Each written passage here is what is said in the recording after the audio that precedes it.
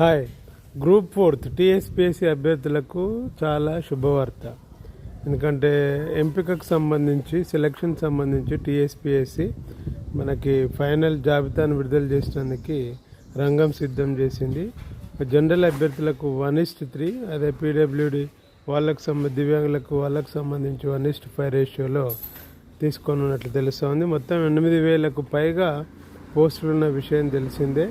So దీనికి సంబంధించిన నియామక ప్రక్రియ చాలా వేగంగా జరుగుతూ ఉంది. కాబట్టి అభ్యర్థులందరూ తమ యొక్క ధృవపత్రాలని పరిశీలన కోసం అందరూ రెడీ చేసుకొని ఉంటే బాగుంటుంది. ముందస్తుగానే ఏం లేవో సర్టిఫికెట్లు అవన్నీ కూడా ఒకసారి చూసుకోండి.